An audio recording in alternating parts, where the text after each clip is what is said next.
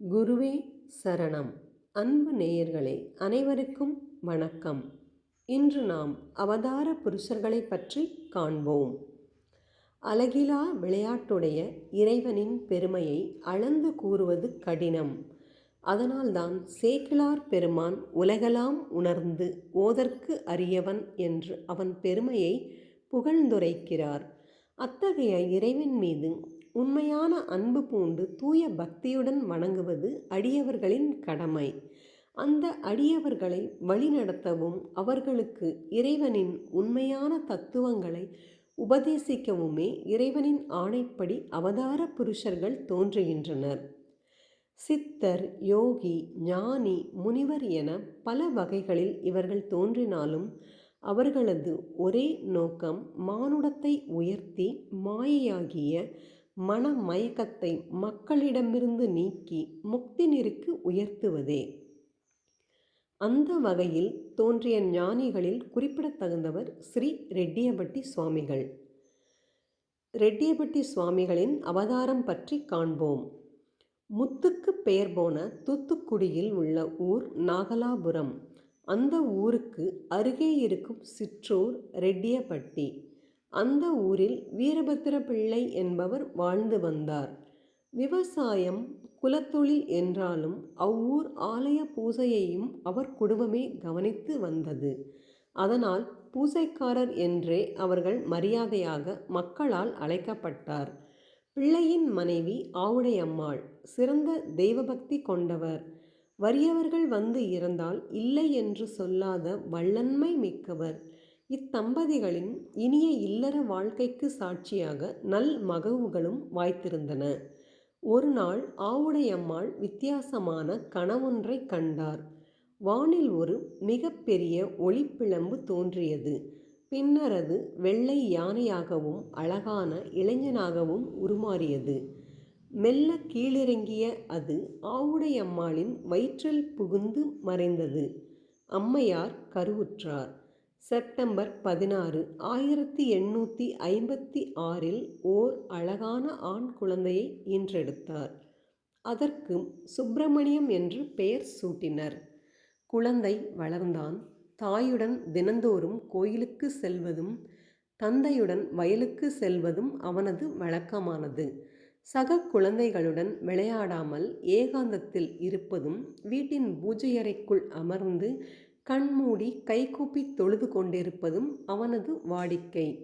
வளர்ந்ததும் அவ்வூர் திண்ணை பள்ளிக்கூடத்தில் சேர்த்தனர். தமிழ் எழுத படிக்க கற்றுக்கொண்டான். பள்ளி நேரம் போக எஞ்சியதில் தந்தைக்கு உதவி செய்வான். சுவாமிகள் மக்களுக்கு உதவி புரிந்தது. சுப்பிரமணியம் வளர்ந்து இளைஞனானான்.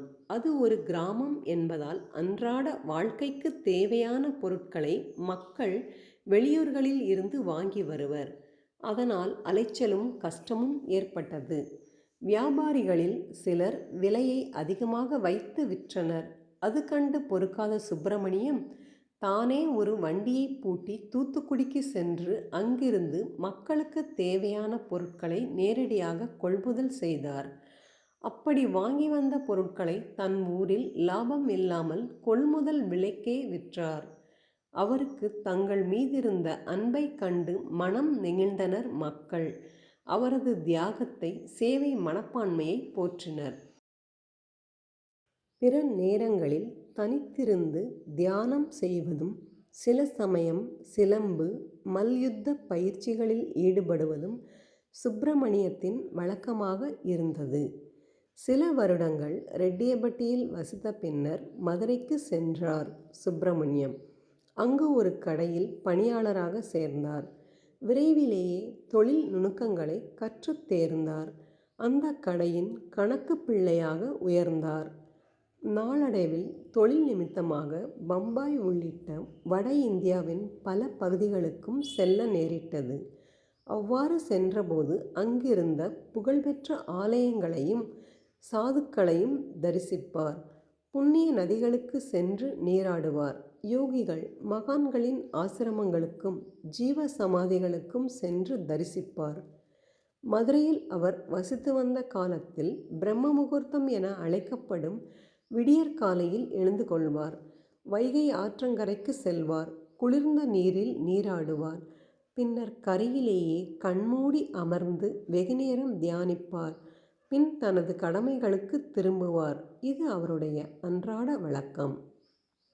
ரெட்டியபட்டி சுவாமிகளுக்கு விநாயகர் அருள் புரிந்தது. ஒரு நாள் அவ்வாறு விடியலில் வைகை கரையில் தியானம் செய்து கொண்டிருந்தார். அவர் கண்விழித்து பார்த்தபோது அருகே அழகான பிள்ளையார் சிலை ஒன்று இருந்தது கண்டு திகைத்தார். யாரேனும் கொண்டு வைத்திருப்பார்களோ என்று பார்த்தார். யாரும் அருகில் இல்லை என்பதையும் இறையருளால் அது தோன்றியிருக்கிறது என்பதையும் உணர்ந்தார். பின்னர் அவ்விநாயகரை அருகில் இருந்த மரத்தடியில் அமர்த்தி அன்றாடம் வழிபட்டார். நாளடைவில் பரிபூரண விநாயகர் என்ற பெயரை சூட்டி தனியாக ஆலயம் அமைத்து வழிபட்டார். மக்களும் கூட்டம் கூட்டமாக வந்து அந்த தான் தோன்றி விநாயகரை தரிசித்தனர். அன்பு நேயர்களே, இந்த காணொளியின் 2ஆம் பாகத்திற்கு சற்று காத்திருங்கள். நன்றி, வணக்கம்.